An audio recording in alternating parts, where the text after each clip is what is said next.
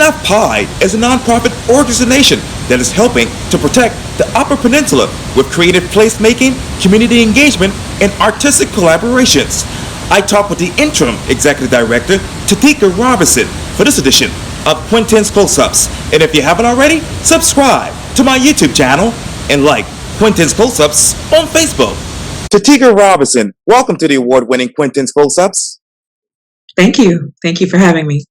I know that you are the interim executive director of Enough Pie, which is a nonprofit 501c3 organization here in Charleston that helps awaken and connect the stakeholders of the Upper Peninsula of Charleston to shape the development of our community using artistic collaborations, dynamic partnerships, creative placemaking, and civic engagement as tools. Let me ask you this. What is the development of the community right now? When you say development, what angle are you coming from when you ask that? Let me reread it. It says this: helps awaken and connect the stakeholders of the Upper Peninsula of Charleston to shape the development of our community using artistic collaborations, dynamic partnerships, creative placemaking, and civic engagements as tools. Let me ask you another way. What other tools are you using to shape that development? Gotcha.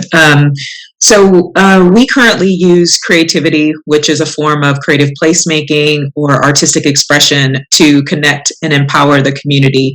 Our focus area in the past has been the Upper Peninsula area.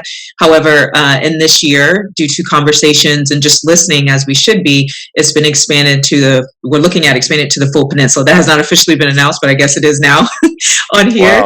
Wow. But the way that we do that, honestly, Quintin, I would go back to our roots, which our organization turned 10 this year. Actually, in the fall, it'll be 10. And it was founded by Kate Nevin. She's our board chair and founder, but what she did was just answer the call to lead or to convene, but it really was a diverse group of artists and neighborhood residents and business owners, various individuals who lived on the Upper Peninsula side who said, you know, we're fighting for this, we're fighting for that. And they were all doing their own thing, like individually applying for grants, you know, going up against things. But what they found was that their voices would be greater if they worked collectively together. So what came out of a meeting of just constantly coming together and hearing about what everyone else is doing led to the birth of Enough Pie, so that there would be an organization that could have a 501c3 to help champion this work collectively in voices versus individually. And as a result of that, the way that it kicked off was doing annual awakenings. So each year, an awakening has brought attention to a specific issue that is happening on the peninsula. We focused on motion one year, which led to Brigade Street Project that you see that was launched earlier this year. That was a phenomenal partnership that took about 2 to 3 years of advocating for safety in that area. There was also, there was also King Tide that focused on all the water and all that, the flooding and things of that nature, to make sure that the area was safe, and to also bring attention to the fact that water does not discriminate and that everyone is impacted by the flooding. And so that led to the result of the city of Charleston hiring an employee to really focus on that issue. That came together by, we had scientists, artists, residents, everyone coming together collectively on that. We have done a variety of different issues every year that's brought attention, but this year, we're really focusing on awakening intention. Our 10-year anniversary is in that 10 of intention, but our focus is really to celebrate the work of all the individuals who've come through Charleston, who've already left, transitioned along the way, who left their work, their presence on our work, and celebrate that of everything that we've done, bring awareness to the fact that Enough Pie is not just a little small organization that just exists to make spaces pretty, but we actually have done a lot of amazing things, and it can come and go. So, for example, Vivian Moultrie Park is a beautiful place that turned some pillars under a bypass that was dark and dank, and it turned it into a dream that Vivian Moultrie had for believing that parks and green space could has the power of connecting individuals. So that whole space is an example of what the power of creative placemaking can do. The pillars were done by artists here locally in Charleston. Everyone has a theme of botanical flowers that are native here in Charleston. New park equipment was donated or given to us by the city of Charleston. So that was installed through a grant that we received. And then over at the Butterfly Book Nook, which is across from the Food Lion off of King Street. On that side, it's a little nook behind the African church that was, again, created by individuals in the community who came together, and businesses, so that came together to say, and I'd be remiss if I didn't say what those partners are, because a lot of times people think it's just enough pie, but it's the African church that's right there on the corner. It's Redux, and it was Dart Library. So, and the North Central Neighborhood Association, it all came together and said, we want to create a space for people to gather. And so that was an empty grass space behind the church, and that was given a facelift. And now it's the space where we have butterfly pollinators, various plants locally that are here. There's a lot of cool plants that are in there that people really don't realize that they pass on a regular basis that's here in Charleston. And it's also a place you can go to read a book, to gather with your friends, whatever that may be. So we believe in turning spaces that you might easily pass into a space that can be used for gathering and connection. And you do that through creative placemaking. So as we look at our tenure, we're excited for all the things we've done in the past, but we're also taking a moment to pause and say, our work was great in the past, but in the midst of that, we have to pause and say, like, what is happening in the community? A lot of things can happen in 10 years. Is it still the same? Do they still need what we offer? Are we serving the community authentically and intentionally? So we will be hosting some listening sessions starting in September and October that will really be focused on listening to the community for all of our creative stakeholders on our pie chart. So all of that will come in place. We're really excited about what we're going to hear. And really just go from there. And I think that's where the development piece becomes a new thing, because development can also often be heard as just developers developing the area. But development is so different and diverse in many ways, depending on who you are and how it impacts you and how you can get involved with it. So our desire is to move forward with intention by awakening the community with intention, with our work, with what the community needs. To set the tone for what our work looks like moving forward, that it won't just be focused on a themed awakening for the year, but it's also going to be focused on the fact that this is what we do all year round. So looking at all those awakening themes, and really re-engaging all those individuals to say that this is not something we're just doing for the year. We're doing it every day, every year for our individuals, but we need to know for sure what that looks like and what do you need at this time. We don't want to do something that falls on deaf ear or it's not really changing the community. We really want to be thoughtful in the fact that our work is really impacting the lives of everyday individuals, no matter who they are, that are on the peninsula. I have to reset because, I saw him right in this particular area prior to his passing. But let's talk about Dr. O. Obviously, he was a stakeholder. He was a part of Enough Pie and has done tremendous things in this particular area. Where are you emotionally now? So, last year, October really hit us hard because of the fact that Dr. O is the reason why Enough Pie is here. So 10 years ago, I was literally sitting at Kudu Coffee Shop with Kate across the table because Dr. O suggested that we should meet. And he was like, I know you two, you need to get together. And so I remember Kate talking about she wanted to create this organization that would really focus on creativity and bringing change to the community through creative placemaking. And at the moment, honestly, I was like, that's pretty cool. But I really it didn't click for me. But Dr. O kept encouraging her. Like he was at those meetings when Studio PS was was operating years ago on the Upper Peninsula. I took my daughter there when she was under 5, for classes he was doing. So for me, and even outside of that, I knew Dr. O through the academic lens of the work that I was doing. So for me, it was like not losing because he's always with us. Our ancestors are always among us. I just feel like he just rose among the ancestors that he always told us was around us and advocated for preserving. So I'd say that where we are right now is that we're really just holding space for him. We had a vigil last year in the midst of COVID, had to, keep social distancing, but we wanted to honor his presence. We wanted to honor his life, not as a closing, as a sunset, but to just how we are shifting our relationship with him moving forward. His spirit is still with us. We still, seek the principles and the guidance and the mentorship that he continued to give to us every day. We are really excited to say that in the future we'll be having, we're creating a new thing under the in the Vivian Moultrie Park space, which is going to be called the Community Peace Market. And so that market is going to be a opportunity for individuals in the community to really connect, engage on a diverse cultural level, learn about other cultures and communities.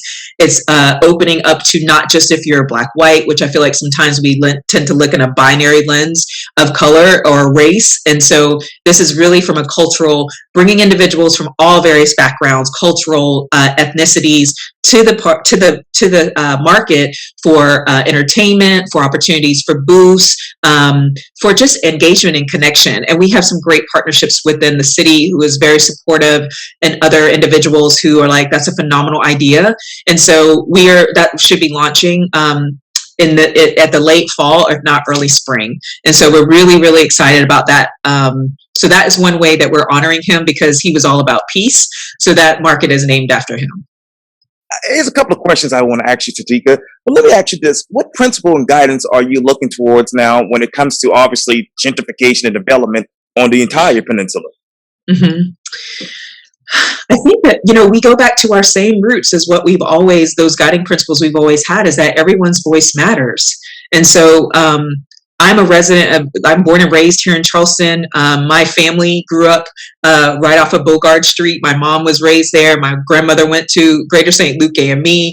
My mom got married in Mount Zion AME. I mean, like, my roots are in Charleston. So my family tells me stories about things that happened before I was even here. And then I get to feel that in this work and in previous work I've done.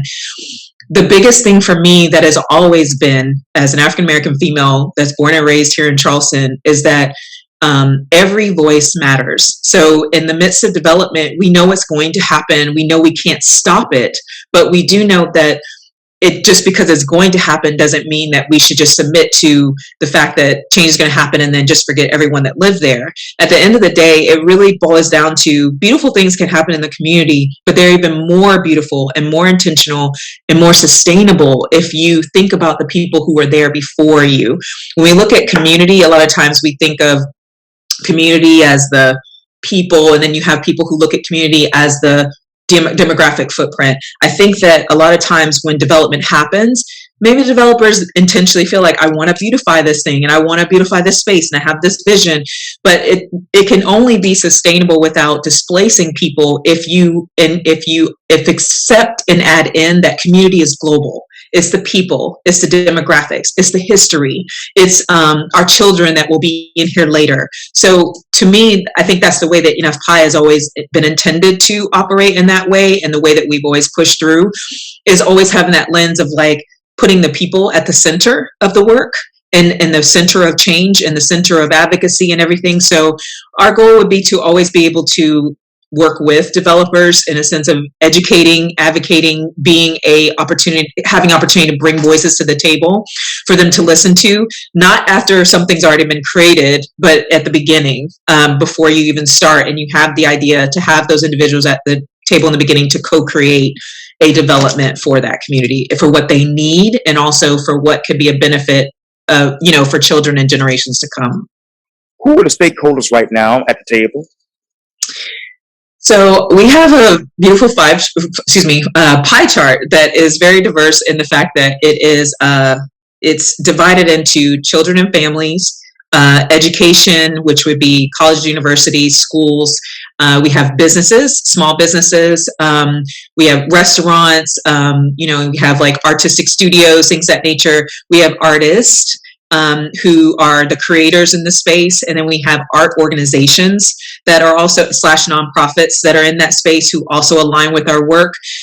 We have the everyday individual who lives in that space, in that community, and we don't overlap them into the pie chart. We treat them as the fact that you live here, and that's a huge benefit for us to be able to know what it's like to live here every day. We have the medical community, and the fact that, you can often forget that medical issues are also something you should advocate for that can be expressed through creative placemaking. Wow, it just goes on and on and on. So we have various individuals that we feel like come to the table. And then, there's the subset of that that's also broken up and very important when it's like the elderly community. It's the African-American community who feels very much displaced, and the peninsula does not look like what it has looked like in the past. It's youth who might feel nervous, like I don't even know what's going on around me. I live on this peninsula. I'm a person of color. However, I don't really know what that future looks like because everything is changing around me. It's the individuals who are displaced from homes that are no longer have home and shelter, which are often labeled as homeless or houseless. And so it's economics, it's the those that are struggling with financial security. And so it's the diverse, the pie chart is not one thing. It literally is a pie chart, but just like any piece of pie, if you go to cut into it, it breaks into pieces. So it's very important to look at it as though this is not it. And then that we intentionally have a space on our pie chart that says who's missing, because you should never assume that everybody is at the table. You should always leave room for who else is missing. For example, the disabilities community might say, there's things that I feel like around Charleston I can't get around, or I feel this or that. Their voice is just as important. So also looking at the fact that even though the Hispanic community doesn't have a high population, do they feel welcomed when they come down to the peninsula? Is language something that's very diverse and that they can get around with signs? Is the Native community, Native American community, or the Asian community, do any of them feel welcomed? So it's a very diverse way of looking at the way that we'll be engaging and who is our pie chart. And I think that people will see that in our work as we move forward, how diverse and intentional our everything that we do will be. Let me ask you an obvious question. Who else would you add to that pie chart?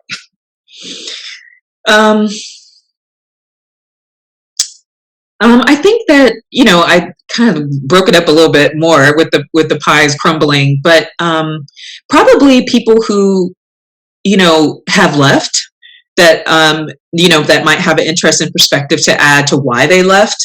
And then even, the possibility of people who visit Charleston, so tourists or anybody who's potentially looking to move to Charleston. So considering all of that, I would probably add those individuals into it as well. If you were to look into the lens of the Upper Peninsula from obviously the enough pie standpoint, how would you look at the Upper Peninsula 10 years ago to right now?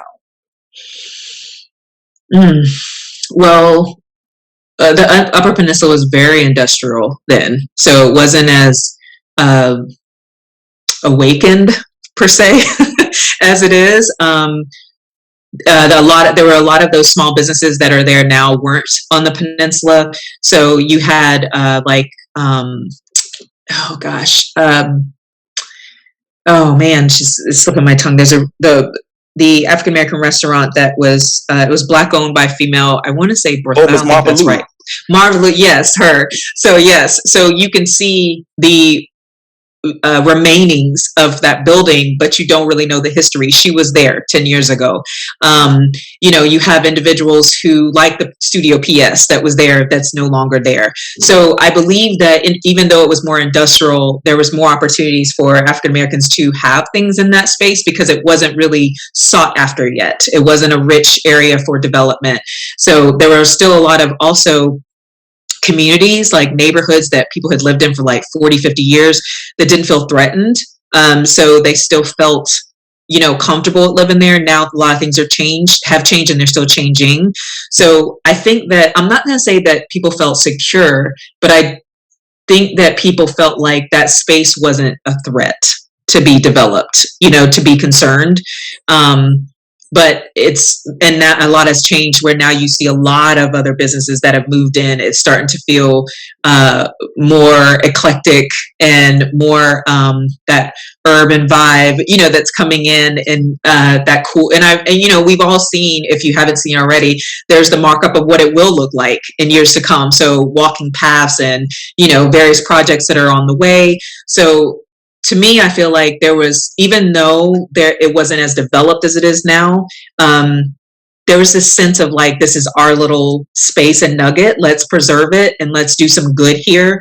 But now I feel like people are trying to make sure that they have a place within the development that's coming, and what they did see before doesn't get lost.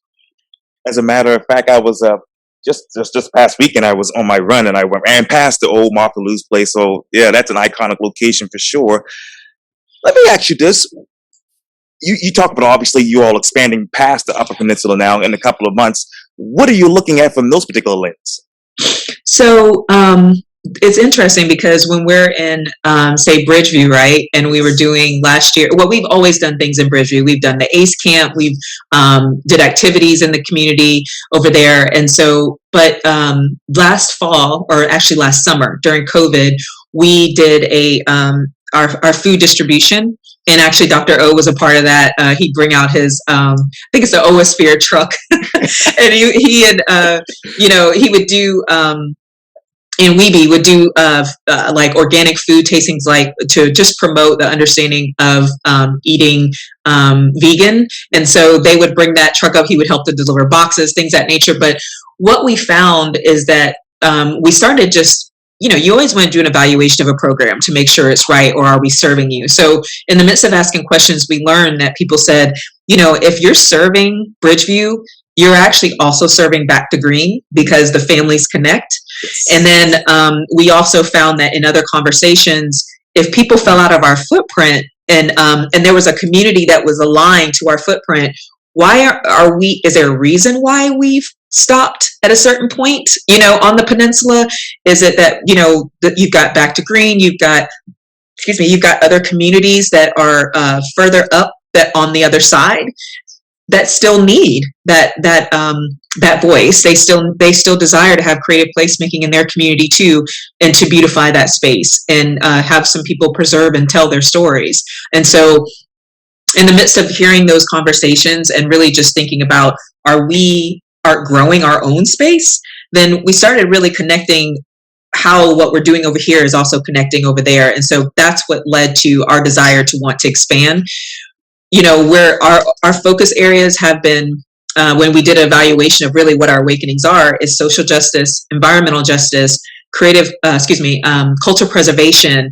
And we're also looking at the fact that when we did things at Joseph Floyd Manor, that was economic justice. And so really at the end of the day, we carry that torch for those pillars and how we do the advocacy and share it with artists and neighborhood residents for the creative placemaking.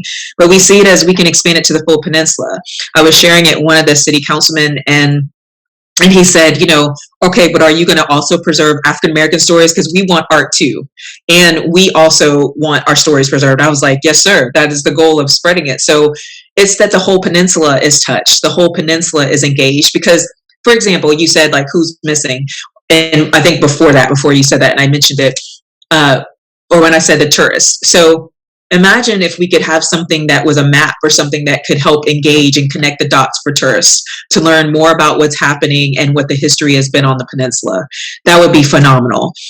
We are also leaning into a project that's going to allow us to not only preserve and tell the stories, meaning have one-on-one conversations with elders. A lot of them are like, we don't know how long they're going to be with us. So telling their stories, having the histories of someone say like what it was to be like an all-Black police force, or to be on the police force and be the only Black individual, and how that was when you had to deal with someone who wasn't Black that you had to arrest, or the fire department, or business owners, of King Street who were there. And I remember that as a little girl. So, there were blocks and blocks of Black-owned businesses. And so you go there now, it's like non-existent. And so who's going to tell those stories? Well, Enough Pie stands in cultural preservation and creative placemaking. So, and we do that cultural preservation through telling the stories of individuals who have lived and been engaged and have had an impact in Charleston. So that's what I see for the whole peninsula, is that we're just going to expand it, and that the work will be seen more, whether it's through some kind of installation or that will be there to be engaged and connect, or through a virtual experience or stories. Also reconnecting not only those individuals that we don't know how long they'll be here, but the youth. who desire to want to know more and want to get engaged, or to have a creative way of expressing their anger or frustration outside of what's always put on them as like all they do is get in trouble, or they don't know how to express themselves, or or having someone speak for them, but giving them the tools to understand, I know how to craft the narrative, put it on paper, or create a campaign that's going to bring that's going to advocate for something I want to bring attention to. That is how we start stirring the pot. That's how we change the peninsula, and we bring empowerment back. Whether you live in the zip code or you don't, it doesn't mean that you can't still be a part because you don't live on the peninsula. Before Enough Pie, who was crafting the narratives for the people on the south side, the east side, back the green, and of course, Upper Peninsula? I would say, what we found when earlier this year we did Black History on the Peninsula, and we were able to really capture a lot of stories. The Ace, Alexander, really did a great job. And she spoke to a couple people, one that was on the east side, who really told some stories of people who really championed the work, and they were pounding the pavement, and they were advocates, as well as Councilman Robert Mitchell. He also, I adore him. I used to go to Mount Zion AME, so he's like a father to me in another way, or an uncle, in some way, but he had phenomenal stories to tell. And when he was asked, like, who would you say is that person that everybody should know? He was like, there's just so many. So I would say that before Enough Pie, and even through Enough Pie, people are still doing it now, we had individuals who were really out there doing it. We had activists, we had community organizers, we had the antagonists and the protagonists, you had everybody. So I just think over time, as people have got displaced, maybe they've gotten discouraged, or maybe their voices got diminished at times. And so I still think they're doing the work. I know some of them that are still pushing and doing the work, but they just have to be louder and more creative in the way that they're sharing it, because there's so much noise and other news that's happening to where you almost don't get to hear it. So I think that's an important part of working together, which was what Enough Pie is all about, bringing those collective voices together to help champion the issues so that we maximize the effort versus everybody have a one-off. What are the other issues on the Upper Peninsula? Outside of the obvious of development, there's the economic justice. A lot of people, prices are rising, housing, making sure that you have ability to afford your house, whether you rent or you own. Prices are just so high. There's also the fact that a lot of those homes for those individuals who were here before that were passed on, there's the heirs property situation that happens. Like, do you have, once it's passed on to someone, do they have the ability to still continue to pay the taxes? Because the market has gotten so expensive. So do they have the ability to get assistance? Do they not, for affordable housing, to ensure those individuals, as they can't live on their own anymore, are there places for them to go to, like apartments or things of that nature, that's affordable and safe, environment and living arrangement? I think that also education is big. There's a lot of, because of the competitive nature of education on the peninsula, and then what's left over, I think that a lot of times what's left over doesn't always get the full attention that it can, to have an equitable opportunity for the same other kids. So you can be over the bridge and have a totally different experience, or be over the bridge for West Asheville to have a totally different experience than what you can have on a peninsula.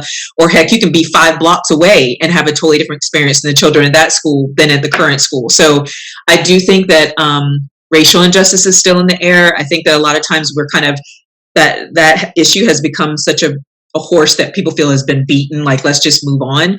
But it doesn't just move on by putting a Band-Aid on it. You have to really unpack it, again, like the crumbling pie, right? So you have a chunk of it, but as you start to dig into it, you start to discover some other things. So the fact that economic injustice is attached to that people who are homeless or go to 180 or to the navigation center, they're there for a reason. They're not there because they're just hanging out. They're there because there's some issue. It's mental health. There's so many different layers that's happening. Access to affordable health care, that end up having people with, especially with mental issues, that they can't always get the assistance they need. So family abandons them. They can't afford to keep what they have because they're not getting the right treatment. it's just so much. It's, and I mean, we're not the only city dealing with this, but we're Charleston and it's ours, right? So you either have to get in and pull up your sleeves, or you have to choose to get out. Like, don't get in it and be gray, choose to want to do something about it, listen, learn, and create change, or step aside and let someone else do it. And I know that on the website you said on over the next 25 years, the Charleston region will continue to experience the unprecedented growth targeted in the Upper Peninsula. Where was the unprecedented growth target before the Upper Peninsula was actually a target? I think that's a good question. I will just say that probably around the areas that you see, like in the Upper King, the King Street and Meeting Street, like over in those spaces where you start to see where there's so many buildings on top of each other. People are like, there's just no more spaces. Or even flip side over to Gaston Green, right, or over near Colonial Lake.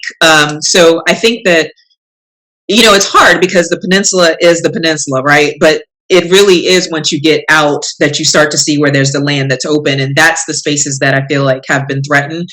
But if I go in a little bit more, I'd say that probably what was most threatened is those homes that were not able to maintain the taxes.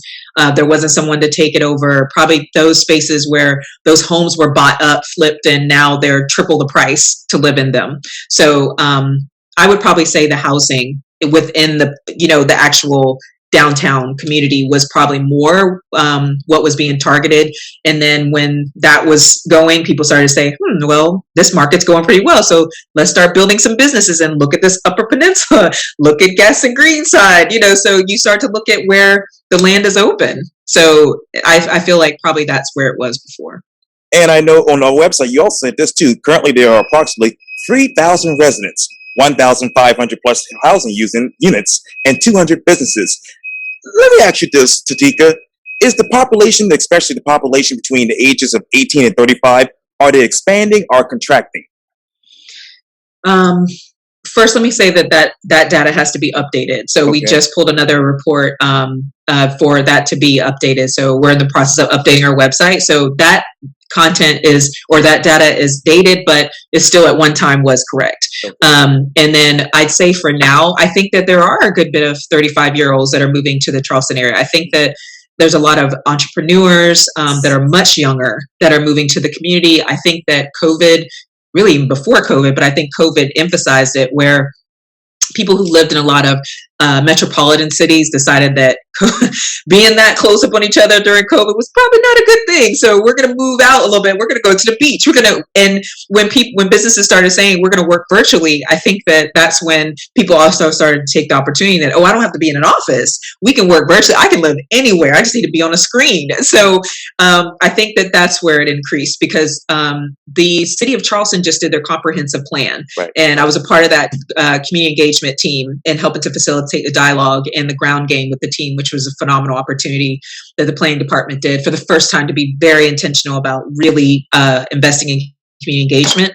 And there's a report that they do have that breaks down currently like the age and the salary and everything. I don't know, I can't quote it to the T because I haven't looked at it in a little bit, but it was a huge population around the age range they're talking about 35, that has moved to the peninsula, and their income is definitely significantly higher. And so, and that just blends in with those that have lived here, right? That have generational money or homes and things of that nature that have lived here and they're not leaving. So you couple that together and you start to say like, well, where's there space for the everyday individual who doesn't make, $80,000? I do know there was a comparison of how much, I think it was that the white individuals were at 80 in the 80s, average salary was around that. And then the African American community was around 40 and below, or 30 something and below. So that's the range of on the peninsula. It's very tight. And they have a phenomenal report that's on their website that anybody can look at and quote in detail. And I just interviewed Eric Jackson about the comprehensive plan for Quintin's close-ups a couple of weeks ago. But let me ask you this, Thetyka. Obviously, you mentioned, obviously the Caucasian folks making $80,000 or more with peninsulas on the peninsula. But where are these jobs? I mean, listen. But I think that's what everybody's asking, like, where's all this money coming from? Right. So I think, honestly, a lot of it is the boom of entrepreneurs, like really just people having a phenomenal idea and finally putting it to work. Testing the fact that they want to do their own thing versus work for an organization, and then it ends up being really great. I think the technology industry has been boomed, really has been set off to a point that people have really been dabbling into that space. And I think, again, the opportunity to live in another city that you don't have to, where your company is located, has really increased that too. So they just take that money or opportunity that they're doing from one city and move it to a city that they want to be in, and then that impacts the salary when you do an analysis. And when you think about property around there, really around, I'm here on the peninsula right now, but is there a significant number of abandoned, blighted, or substandard properties? The last time the city, when we were having this conversation with the city of Charleston for their planning department, there aren't really that many more left. I do also know that the housing, now don't quote me on this because I want to put this disclaimer, I am not a housing specialist, so I only can go from the privilege of having the opportunity to hear in these conversations. I know that the City of Charleston Housing Department also has a phenomenal report that they pull, and I think earlier in the fall or later in the fall last year, that they were speaking of the fact that when they were looking at affordable housing, like what is left and how can they build around that and use it to build affordable housing, like the spaces that are because there's not much land left. So I think that's one of the things that's frustrating for some people, is that it's starting to have a movement of like, okay, we need to do something about it, but the question happens like, okay, but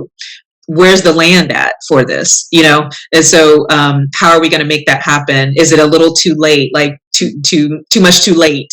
But I think that they are working on it. The planning department's report has been able to show what has been a concern for residents in the community and what they need, along with what the housing department is working on, or what inventory they know is out there. So I honestly can't quote like exactly how much, but I do know that there's been a concern of the amount of land that's left to do this development for affordable housing.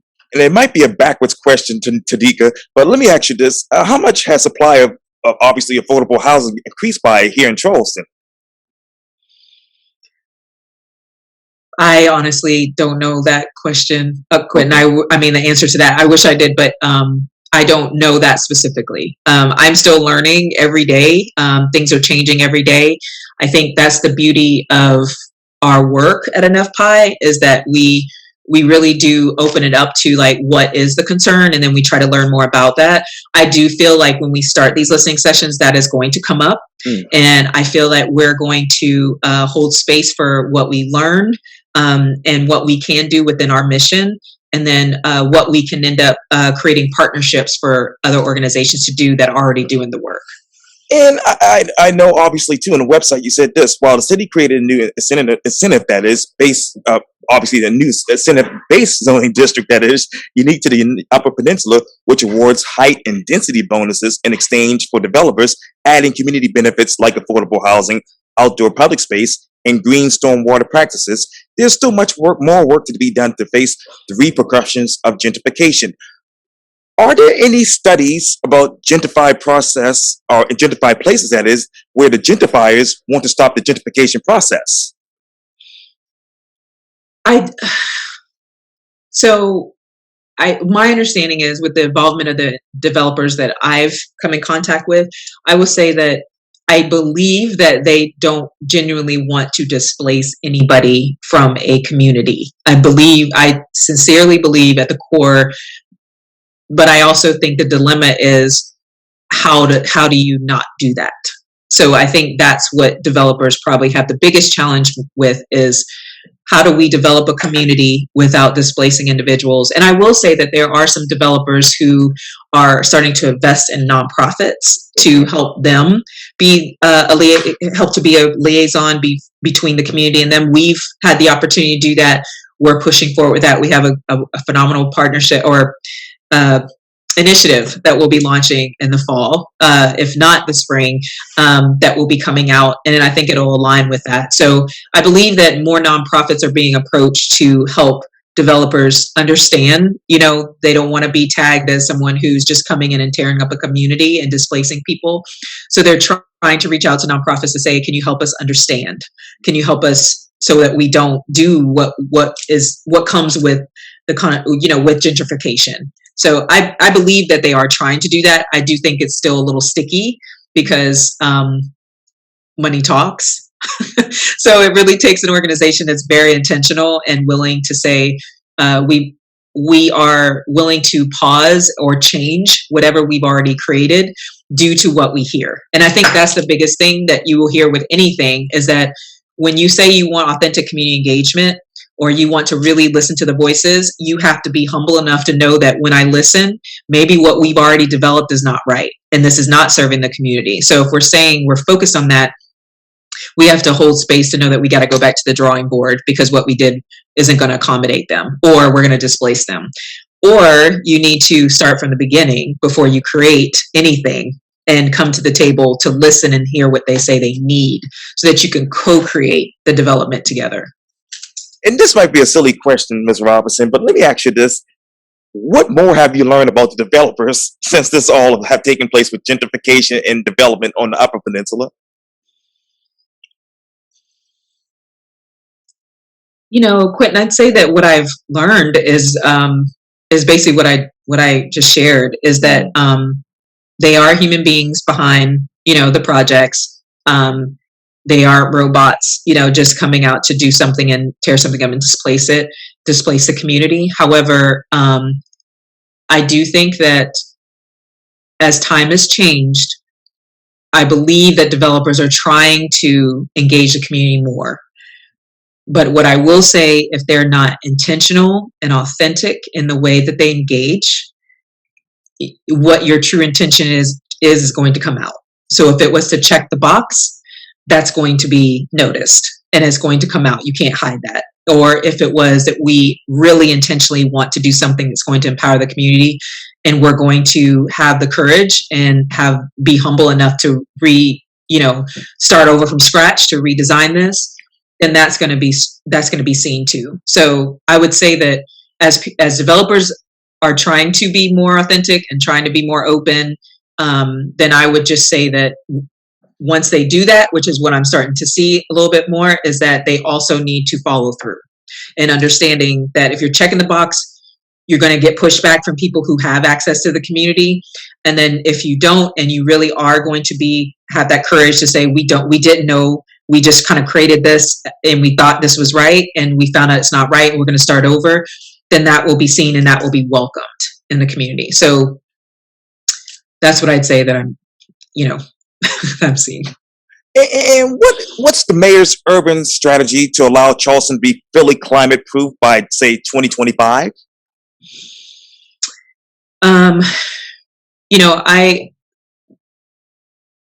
Quintin, what I would say is that some of that I'm still watching. And so I do know that there's a lot of conscious effort and work that's being done. I know that the CCC is working with them as a nonprofit, and they've been pushing through some things. I know that council just passed a lot of climate solutions per se to get started based on advocacy. So what I would say is that I think that right now the city as a whole is really acknowledging that there's a lot of issues that have been talked about for years, and that this is a time such as now to create change, no matter what it is. So whether it's climate, economic development, affordable housing, whatever it is, the time is now to do that. So I would pivot back to the city for those solutions or what they're saying they're going to do. I would say that even as things are passed, we celebrate them, but I think that the community is still watching, and just as you should, to hold anybody accountable. So I would say that's where we are. And obviously you talked a lot about space and green space and whatnot through this particular interview. Can people actually green the Upper Peninsula without gentrifying it? Yes, I think they can. And there are we had some phenomenal interns that came in earlier this spring, and part of their research was to do some comparisons in other cities of how you can get it done. And it's possible. You can do it. I think that one of the things that people have to acknowledge is that there's going to be a space of education and also a space of trust that has to be built. You can't just come into a community, even though you have the greatest intentions, and say, this is what we're going to do. We did some research. We saw it was done in XYZ state. We want to do it here. What do y'all think? You wouldn't come to a solution with your partner like that. Like, I already did the research. This is what I'm going to do. So what do you think? But, I'm already pretty much going to do it. Your partner's going to look at you like, but you didn't come to me when, why didn't you come to me from the beginning so we could have talked about what we were thinking, what you were thinking. I could have added to it. We could have co-created a solution for our home or community together. So I've now got to understand everything my partner did to do the research. Did they have me in mind, or were they only thinking of themselves? How is this change going to impact our household, community? So I think people have to understand they have to treat it like a relationship, not as a community, as a footprint demographic, but community as individuals who live there. So if you're going to change a community and try your best to prevent gentrification, you have to have those community conversations, and you can't just start when you have a project. It has to be ongoing on a regular basis of how you're educating the community, engaging with the community, coming out to their events, inviting them to your things. Like, build a relationship with the community so that that trust is already built before you come in and say, this is what we have. What do you think? Because trust doesn't come that way. And, there also has to be respect and knowledge of the fact that there's been a reason why trust is not here, or why trust is one of those things that's real shaky on the peninsula. We're still in the midst of COVID. I want to make that abundantly clear. But what are those broader implications, that is, of disparities because of COVID? So I think that, I think that people often forget that there were issues before COVID. So COVID actually just shed more of a light on those issues. So people were still having issues with reliable transportation, with getting to where they needed to be on time. They were still having issues with finding jobs that were paying them a decent salary to be able to live without having to work multiple jobs, all while taking care of a family. They were trying to find affordable housing so that they could, be able to take care of their families, without having to not have to pay for a medical bill or get their prescription, or what do? We eat, or I pay the rent this month, or the mortgage, or whatever that may be. So I think there was a lot of issues there already. There was also the environmental side of like healthy conditions of environments, and also places that you live in, having healthy access to places like a great park so your children could play in, and still feel safe, that you could go into your building and not have to worry about mold or bed bugs or asbestos or all these random stuff that was in buildings. So those issues were still there. I think that what COVID did was it just elevated those and allowed us to see it, not only of how it impacted the same communities that were being a direct hit, were already receiving that or dealing with that on a regular basis, but also you found that people that didn't look like them were also dealing with it, but they were dealing with it from a health side that also was impacting them, or they were losing their jobs, or they were business owners that couldn't keep their doors open. And one of the other ones I forgot to mention on this side was adequate health care. So that as well. So I think that kind of blended for some. And so I think that what COVID did was it just helped people to see that these issues are there regardless. And so, yes, as you're saying, COVID is still there. I think oftentimes we forget that because mask mandates have been lifted, or, we can now be in spaces without masks, and we can come together more. We can enjoy the things we like to more as things are opening up and being offered again. But there are still people who are still struggling. They still are struggling with things before COVID, during COVID, after COVID. And so I think that we just have to continue to be conscious of that and continue to elevate those voices of the individuals who are struggling. What else will the Upper Peninsula struggle with in the next 5 to 10 years? I think that one of the things that come to mind for me is as the community does experience gentrification, individuals do get displaced. I am concerned about the cultural preservation of individuals who have been on this peninsula for years.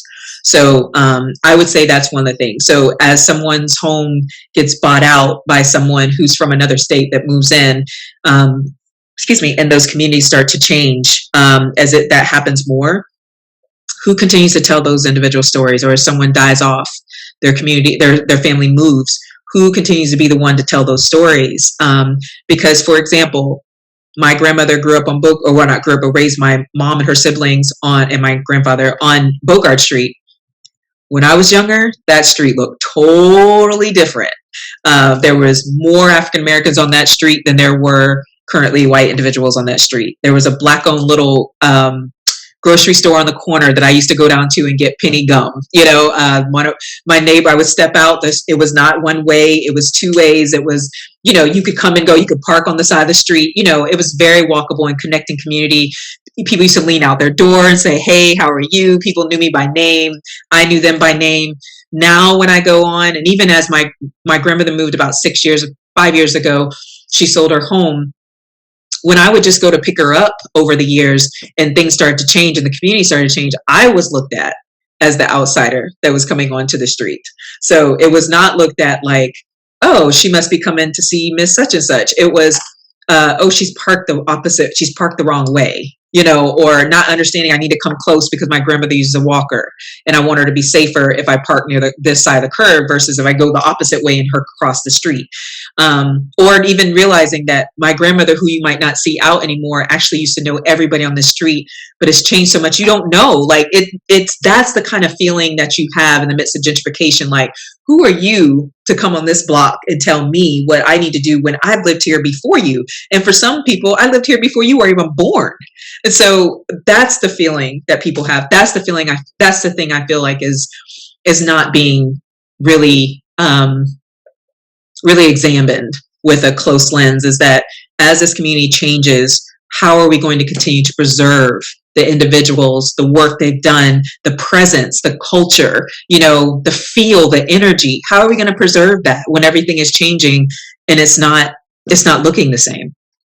How do you hope someone will tell enough pie story in the next 5 to 10 years? My desire is that they will see Enough Pie as a leading nonprofit that really stood in the place of creativity and artistic expression, using it as a tool to really advocate for issues, and that really allowed things to come out of the boardroom or come out of the art gallery. There could be issues that they could see as they walk down the street. So there would be like an exhibit or some kind of art installation. They would see a very vibrant and changing community. They would see the way that our events are like the most diverse that really has been over the years. You get people from various backgrounds, economic status, just whoever they are that come to the table and have done some kind of initiative together. Like, I just really want us to be an example of what the community can look like when we come together for a common good to create awareness around an issue that's important to everyone. And if it doesn't impact you directly, that allows you to learn about something for your neighbor. So how do we become neighbors again, not residents that are connected, that are living next to each other? And that it challenges people to think outside of the box of their regular schedules and ways of life, things that they already come in contact, but challenge them to go attend that event, go speak to that neighbor that doesn't look like you, say hi to the person that's walking down your street versus get nervous of why are they here, but say hello, how are you? Help someone when you see someone crossing a street or something, like you see someone with kids, like, say hi to the kids, like really engage and just get back to the core of who we are as individuals, really engaging and connecting again. So that's what I see. And we have such amazing projects that we've done in the past that people know us for, but we're really shifting into a more programmatic lens as well as that project lens. So I think people are going to see that our programs that we're launching are also ways for us to support that. That's also going to lead to changing the lives of individuals, of those neighbors on the peninsula that we love and adore, engage and connect with on a regular basis. But I'm not just saying come to my event, but I'm saying, hey, we have a program that's going to help your teen, learn how to articulate any issues or frustrations they have into a creative placemaking art exhibit, or, a virtual exhibit where they get to show the world all they're doing. So I think my desire is that we're just going to be taking creativity, elevation, artistic expression to a whole nother level in the whole realm of what you see for arts and culture and community. Thetyka Robinson, thank you so much for your time. And again, welcome to the award-winning Quintin's Close-Ups. Thank you, Quintin. I truly appreciate your time and thinking of Enough Pie and myself to be here. It was great. Thank you. Thank you.